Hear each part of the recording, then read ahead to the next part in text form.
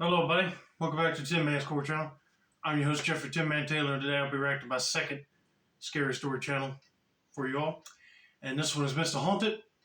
And the video I picked up to watch is 6 True Scary Stories featuring Let's Read. So without further ado, I'm going to turn these lights off, boot the camera up here for you guys, and let's get this reaction on the road and in the bag, shall we? Okie dokie, here we go.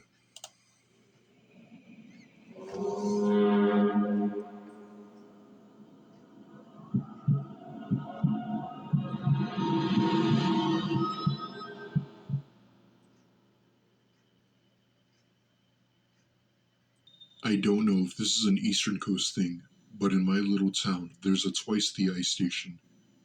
Basically, you could fill up water jugs in 5 gallons to get bags of ice cheaper than you could get in the grocery store.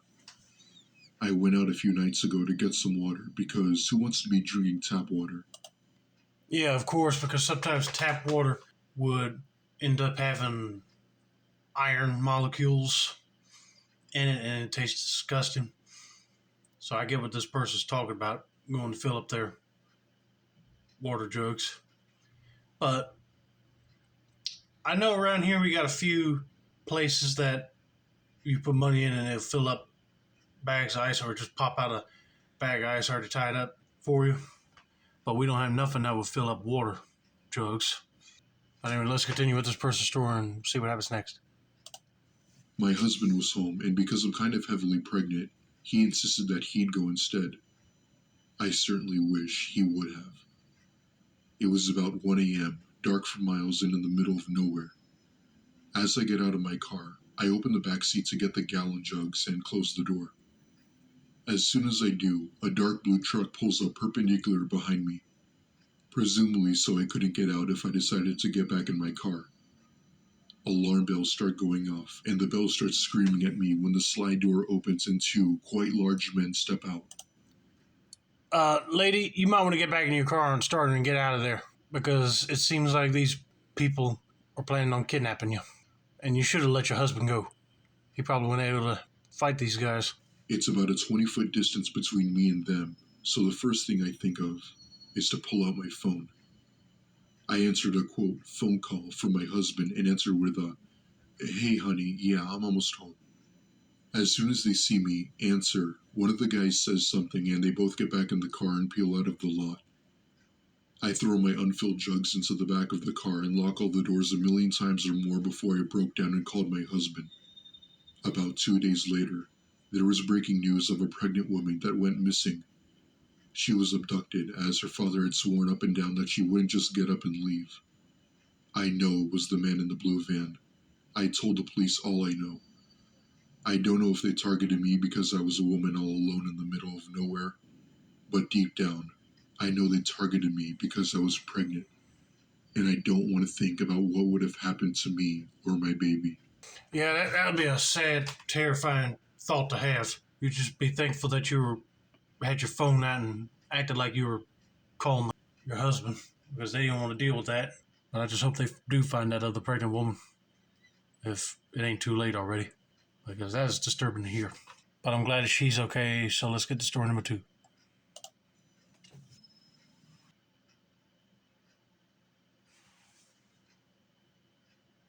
During my early 20s, I worked as a meter reader in Iowa City, Iowa. A meter reader is the person who records as to how much electricity, gas, or water you used each month. Right. If your meters are on the inside and you want an accurate bill, a meter reader must enter your home whether you're there to let them in or not. Just to clarify, we only entered homes if consent was given when the customer first signed up for service. Customers also provided us with keys if necessary. Entering a home when the owner isn't present is something that I never got used to. No matter how loudly I knocked, I never shook the uneasy feeling that I wasn't welcome. I mean, hey, if I was a meter reader, I would be kind of glad that the homeowner would not be there, because, one, you won't have them breathing down your neck or just talking your ears off while you're trying to do your job. You just get in, write down everything the meter says, and get out. But now, if I was the homeowner, I'd be there to make sure it gets taken. The inside of a home is the ultimate private space. A home's exterior is just the image of ourselves that we project to the rest of the world. But the further you venture inside, the closer you come to truly seeing what kind of person lives there. And if you want the raw and unfiltered truth, head for the basement. I hate basements. I've seen walls that look like giant static-filled TV screens until I realized that it was roaches scurrying across a white background. Cobwebs so thick and dusty that it looked like the cotton canning machine exploded at the Spider County Fair. I've seen rats, snakes, weapons, abused pets, homeless squatters, massive hordes, bizarre sexual items, a makeshift meth lab, and even a coffin. There are rational explanations for all these things. Well, maybe not the coffin, but there was this one basement where what I found was beyond the grasp of logic, and that's what made it so terrifying. It was an old apartment house. From the outside, it looked like every other house on the block. I entered the back door and found myself at the top of a staircase. I ran my hand along the wall until it grazed a light switch. I flipped on the switch, but no lights turned on. I wasn't carrying a flashlight, and a typical route involved 5 or 6 hours of walking, so I carried as little as possible. Oftentimes, I used my light from my handheld screen, but that only illuminated whatever was about a foot in front of it. So, armed with the world's worst lantern, I made my way down into the darkness. Once at the bottom, I blindly shuffled across the room, one baby step at a time. I mean, first of all, I wouldn't care if it's like 4 or 5 hours of walking. I'm still carrying a flashlight. But I'm surprised that these people did not get that light switch fixed to turn the light on, or their bulb is blown and you don't know about it. I ain't going down in no dark, creepy basement without a light. With arms outstretched and head down, I eventually reached the far side of the basement. I shined the dim light from my handheld along the wall and discovered 2 doors. Each door led into its own small room. I chose the door on the right and found the meters in the far corner. As I entered the reeds, I began hearing noises coming from the other room. Something was moving in there, and there was whimpering that grew louder and louder the longer I listened. I eventually came to the realization that it was a dog. It sounded weak and distressed. I tried to open the door, but it was locked. At this point, the dog was scratching on the other side of the door. I felt so helpless for it. I reported it when I got back to the office, but I couldn't shake the thought of that dog. It stuck with me for over the next month, until it was time to return. So there I was, 1 month later, back within that basement. At least this time I knew where the meters were located. I shuffled back to the little room on the right while keeping my ears open for any sounds coming from the other room. This time I heard nothing. I read the meters and started making my way back, but I couldn't shake the memory of that dog. Was it still trapped inside that room? My curiosity got the best of me. I stood outside the door for a few moments, listening, but still nothing. That's when I made a huge mistake. I tried to open the door. I had no more than jiggled the doorknob when I first heard it. Screams. Blood-curdling screams, unlike anything I've ever heard. Oh, yeah, that would be creepy. Just imagine you first hear what sounds like a dog, and then all of a sudden you hear somebody screaming. I'd be calling the police to tell them to come here right now and help me figure out what's going on here. Because I'll be thinking, is somebody being tortured and kept down there in the basement? Sounds that I didn't think a human was capable of producing. Short, piercing, high-pitched screams, followed abruptly by a low, drawn-out guttural moan that ultimately morphed into something that I could only describe as crying, but much louder. It was all over the place, like some sort of psychotic freeform jazz. I stumbled backwards, nearly losing my balance. I shouted something like, "Hello? Who's in there?" There was no response, just screams. I wouldn't have done that. "Are you okay? Do you need help?" Still no response, just those constant screams. There was no doubt that I yelled loud enough for him to hear me. He didn't want my help. He wanted me gone. Finish what you're doing real quick and get out of there, because you might be dealing with someone that's scared to come across any other human. I fumbled my way through the darkened room toward the exit. When I reached the top of the stairs, I just stood there listening. I was trying to wrap my mind around what I was hearing. I waited for the constant screaming to stop, but it never did. When I finally left, It was still as loud and demented as when it began. I thankfully felt relieved, but that quickly vanished when I realized that I had to do it all over again next month. I ended up reporting what I heard, but nothing ever became of it. As my return drew nearer, a sense of dread grew inside of me. What kind of lunatic sits alone in total darkness and silence? My mind created endless explanations for what kind of hell lay beyond that door. But by the time I returned, I had built him up in my mind so much that anyone other than the devil himself would have been a letdown. But there was no sign of him the next month, or even the next several months. I'd nearly given up on solving the mystery when a stroke of luck pulled me back in.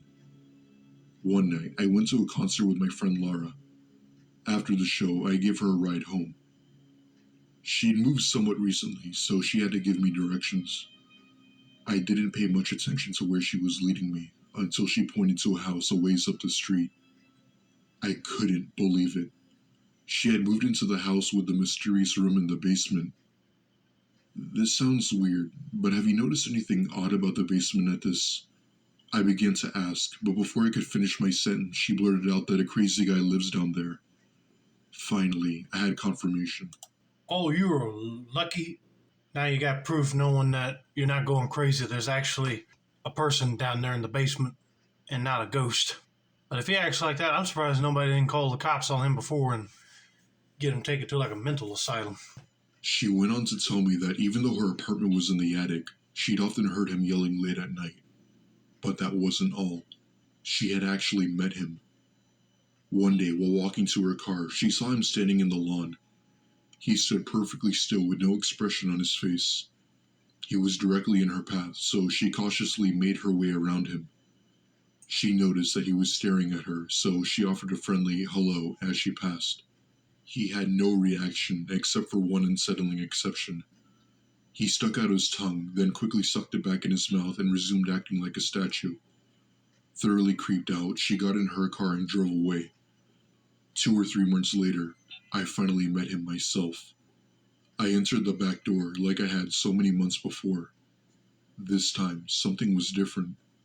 There was a light on in the basement. I peered down the staircase. At the bottom, a ragged-looking dog was staring at me. It was the same dog I'd heard in my first visit. Then I noticed something else. Behind the dog, I could see a pair of bare feet. The ceiling blocked my view of the rest of whoever was standing there, but it didn't matter. I knew it was him. I should have left right then and there, but I didn't. I know this probably doesn't make any sense, but at this point, my desire to finally get some answers outweighed my fear. I shakily called out, "Meter reader," and started to make my descent. As I made my way down, more of him was revealed. He looked to be middle-aged. His head was shaved and his eyes were wild. He was wearing pants, but no shirt. What I remember most was how lean and skinny his body looked.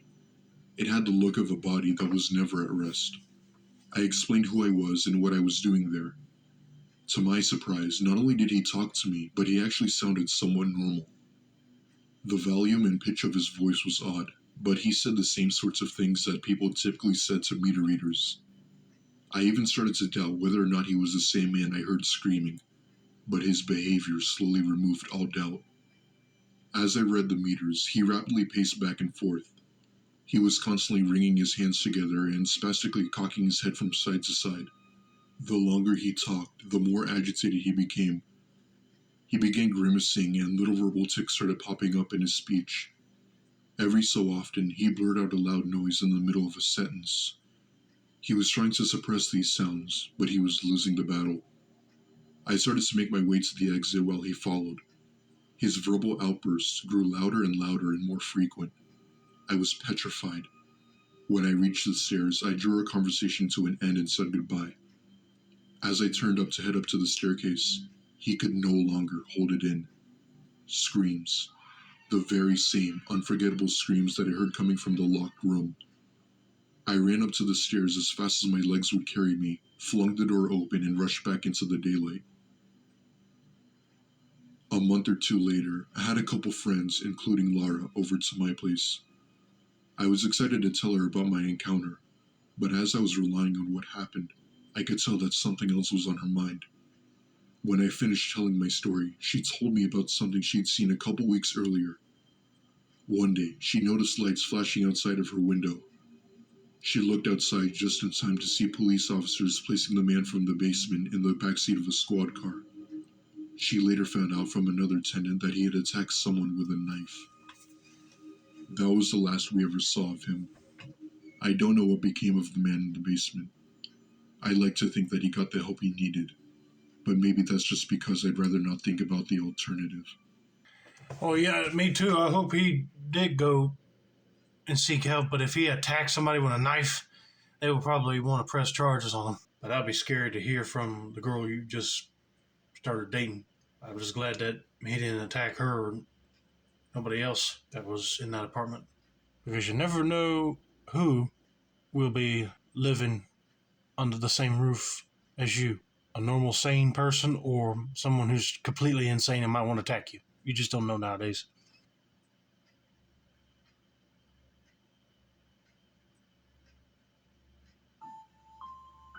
This took place at a movie theater in Scottsdale, Arizona when I was around 12. Okay. It was 2015 and my mom and I had just moved from Minnesota as my dad had unfortunately left us to go live on his own. We still don't know where he is. Oh, that would be a pain in the butt. You think that you're a normal, loving family and all of a sudden one parent decides to skip on you for no reason at all. But at least you're with your mom and you guys could start over.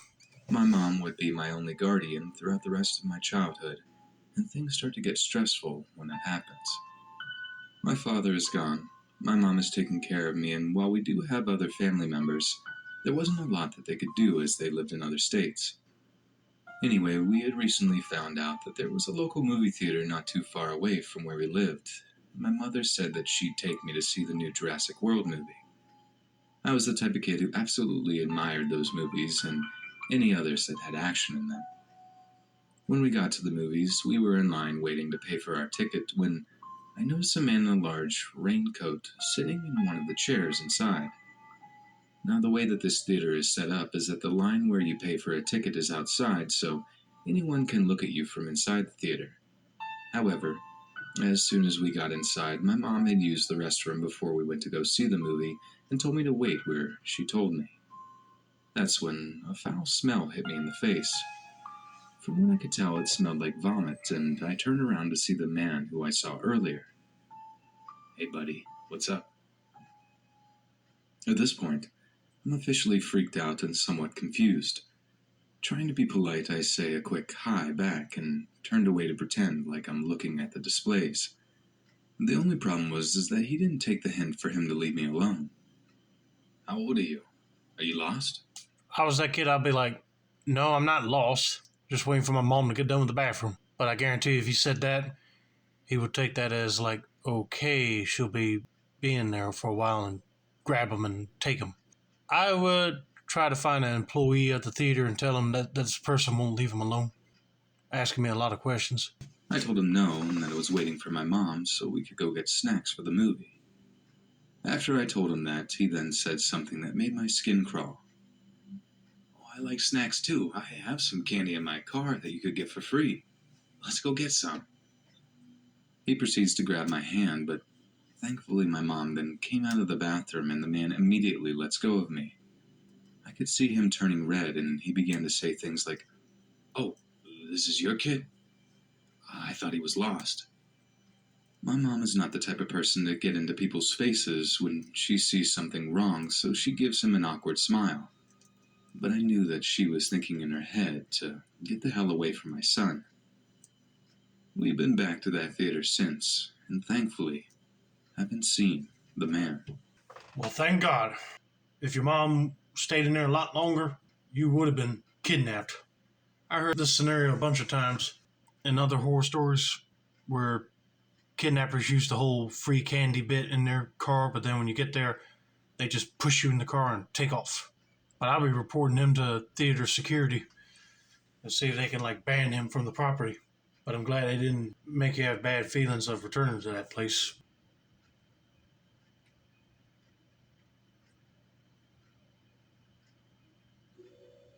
I was 21 Recently became a police officer and was also recently dumped, so my friend suggested Tinder. As a 21-year-old and new cop, I had the I'm invincible and I could take on anyone mentality.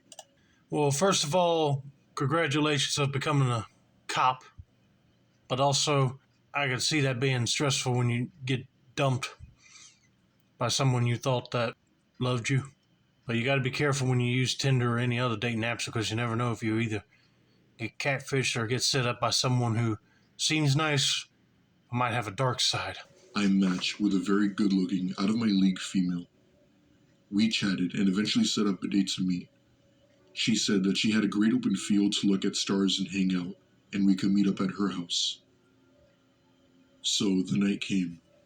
I was excited, and she seemed to be excited when I picked her up. She guided me to the field, and it looked really nice. Open space, woods, deer, and other wildlife. In the field, I noticed really dim headlights in the distance. Then, a van started driving towards us and pulled up right in front of us, almost close enough to block me from going forward. I told her to stay in the car and I'll go say hi. In the front driver's side of the van, there was a decently sized man. I asked him what was going on and if he could back up his car a little bit. He was very polite and told us that he was the owner of the property, and he said that he didn't mean to scare us. He told me that he's been having trouble with poachers on his property and just wanted to make sure we weren't going to be shooting at anything. I think I remember this story. I'm not going to spoil it if you haven't heard it, but I got a feeling that man is not the owner of the property. He's just there to stall. I assured him we only came out to look at some stars and wildlife. He was perfectly okay with that and told me to have a nice date and drove away. After that, the girl was texting nonstop. Around an hour later, I saw headlights coming towards us again, this time at a really fast pace. We hopped in the car and I moved into a more defensive position. The same man came close enough to almost hit my car. She hopped out of the car, and at that point, I ran towards the guy. I immediately knew that this wasn't good. I got out and gave them commands to back up and get on the ground. Neither of them complied, obviously. He then proceeded to charge at me and knock me on the ground. Luckily, I was able to get him on his back and get up. I saw my date grab a metal pipe from the van. She told me that they had a gun and to give them money and the truck and that I won't get hurt. Of course, with my I'm invincible mentality, I said no. She started to cry and saying that she didn't want to hurt me. He then started to go back toward the car. At that point, I told them that I was a cop, drew my concealed firearm, and to lay on the ground. After a moment of shock from all of us, they complied. I was able to call 911 and tell them my name and badge number and had two at gunpoint and needed backup immediately. I gave our dispatcher the best directions I could to this field while on the phone, and they both then fled. Again. With my stupid new cop young guy mentality, I chased them. I took off after the man who ran into the woods around the field. I chased him for maybe 30 seconds and then heard 3 loud pops and saw muzzle flash. My I'm invincible mentality went right out the window. I ran like hell back toward my car and peeled the hell out of there. I went back to the area and I picked her up and called dispatch again and had officers come to that location. Of course, the first officers to pull up were my sergeant and my field training officer.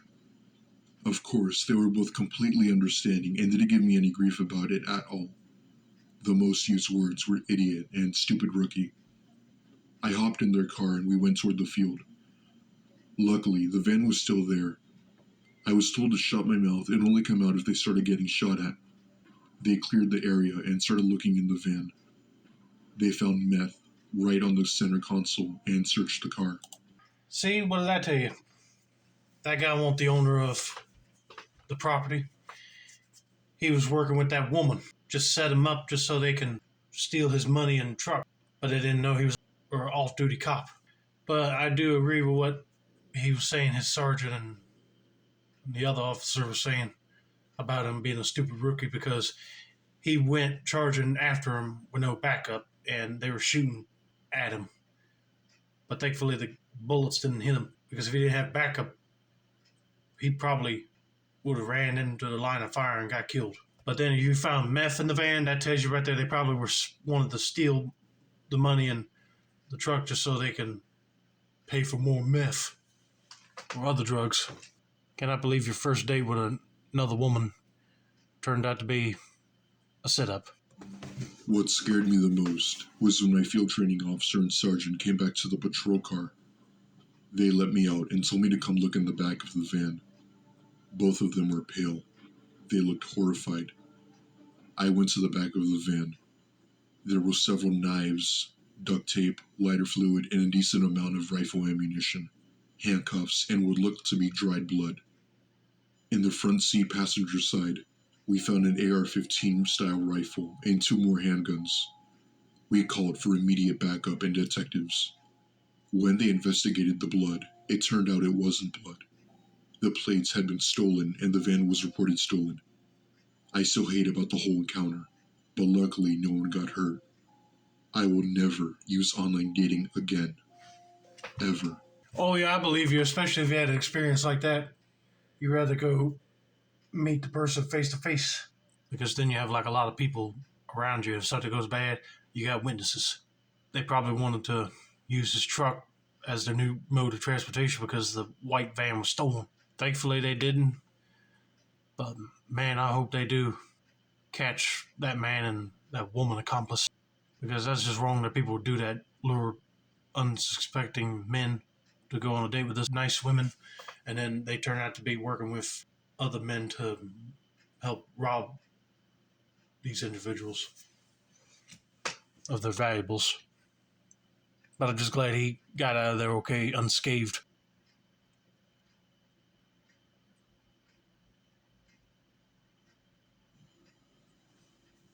In 2016, I went to a McDonald's with my friend who we'll call Ashton for privacy reasons. Okay.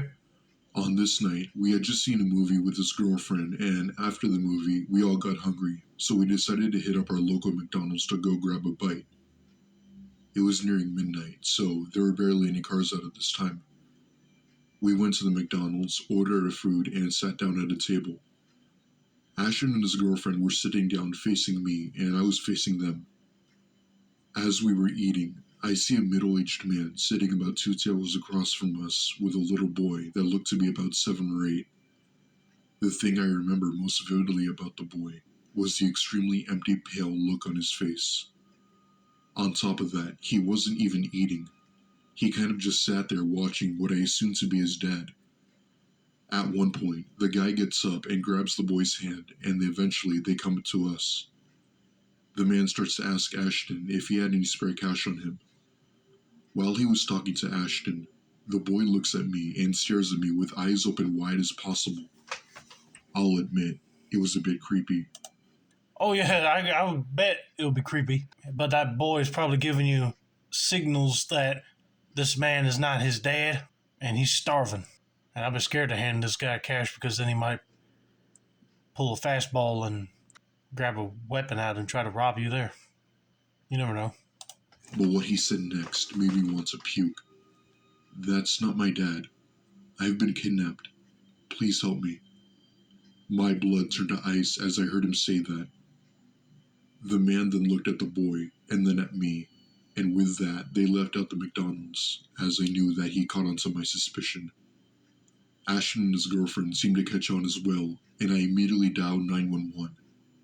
I explained everything to the operator and gave her a description of the man and the boy. They came, but nothing ever became of it. A few weeks later, I was watching the news, and there was a missing child report that came on. When I saw who the missing child was, I nearly screamed. It was the same kid at the McDonald's. They unfortunately found his body by a canal not far from my house, and at that point, I knew that the man had something to do with this. Apparently, he had been missing for well over 6 months, and police have been searching for him ever since the day he'd gone missing. They aren't sure as to how he died, but the news said that he had died due to dehydration, which I found very false. Nah, that's bull crap. I guarantee you that guy deleted the child because he gave up that he was kidnapped and didn't want to keep on lugging him around if people are searching for him. And that's just really disturbing, disrespectful, and cold-hearted. But then I'll be feeling like I should have stopped that man and grabbed the child away from him that night, because then he would have been saved and still alive. I know that's what they're feeling right now. Ever since that day, I feel so helpless and heartbroken for that boy. There are truly some messed up people in this world that do horrible things. I hope you could use my story to create awareness as to how these things happen all too often, and how you could take action to help make the world a better place. Oh, you got that right. It is heartbreaking, and unfortunately we can't bring that boy back, but you can look out for warning signs of other kids that are being kidnapped, and you can step up and stop the person from taking them anywhere or deleting them from this earth. But that person that deleted that boy's life early is one cold-hearted SOB. And I know he's going to be rotting in hell when his time comes to leave this earth. My thoughts and prayers go out to that boy's family.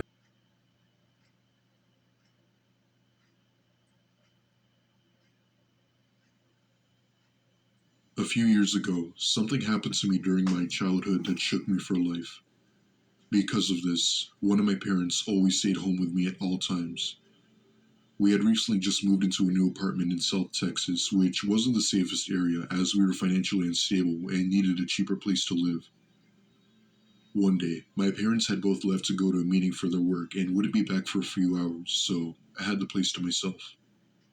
I remember throwing myself onto my bed to watch some TV when I heard what sounded like faint knocking coming from somewhere. I dismissed it as it being wind since it was raining out, but that checked out when I heard it again, this time much more louder than before. My 11-year-old self started pacing around the room, wondering as to where it could be coming from.